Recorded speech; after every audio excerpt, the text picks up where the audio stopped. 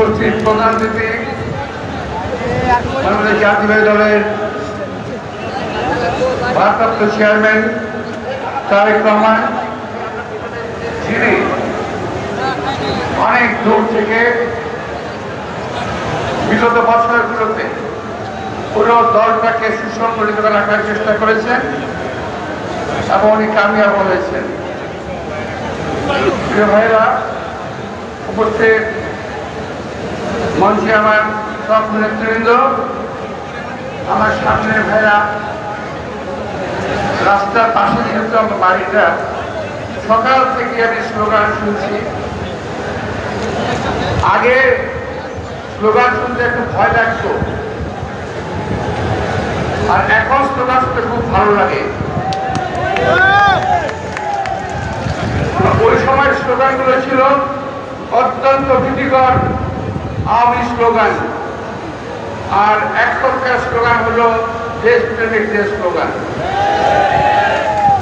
প্রিয় ভাইরা, আমি বেশি কথা বলবো না, এরপর আমার প্রসঙ্গে পরে বক্তব্য করতে আছে।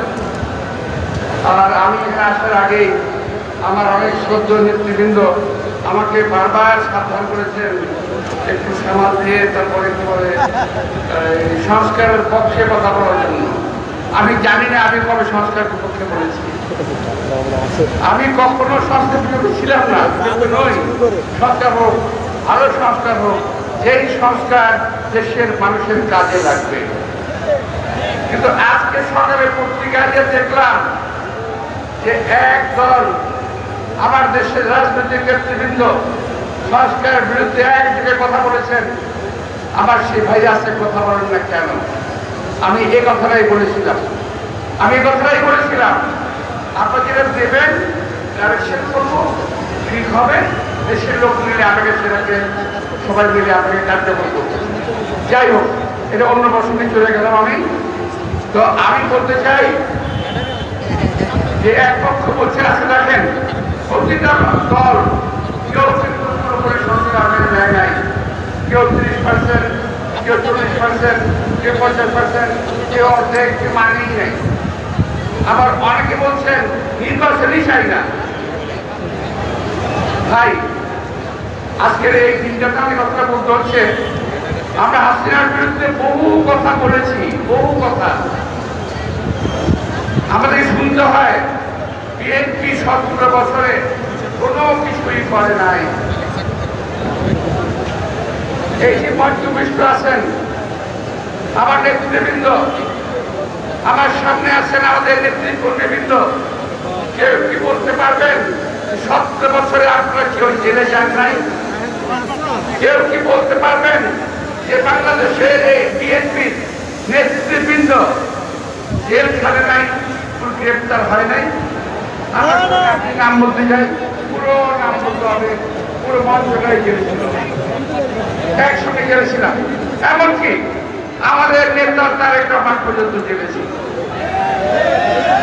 আমি আশ্চর্য হয়ে যাই, কিছু ছেলে পেলে বলে 17 বছর আমরা কি করেছেন। আরে 17 বছর আমরা গাছের গোড়ায় পানি ঢেলে গাছের গোড়া নরম করেছি, সেই গাছের আগায় বসে আমরা গাছের গোড়ায় হাতির মতো পানি এনে পানি দিয়ে এটা নরম করেছি। 2 দিনেই হাসিনার পতন হয়ে যায় নাই। যারা বলেন তারা নির্বিচার সাগরে বসবাস করেন, তারা সত্যি কথা বলেন না, তারা বিএনপিকে ক্রেডিট দিতে চান না, কিন্তু বিএনপিকে দেশের জনগণ ভালোবাসে। এই দেশের জনগণ শহীদ রাষ্ট্রপতি জিয়াউর যে নিজেকে একজন শ্রমিক পরিচয় দিতে ভালোবাসতেন, দেশনেত্রী বেগম খালেদা জিয়া তিনি একজন শ্রমিকের সদস্য হিসেবে পরিচিত ভালোবাসতেন।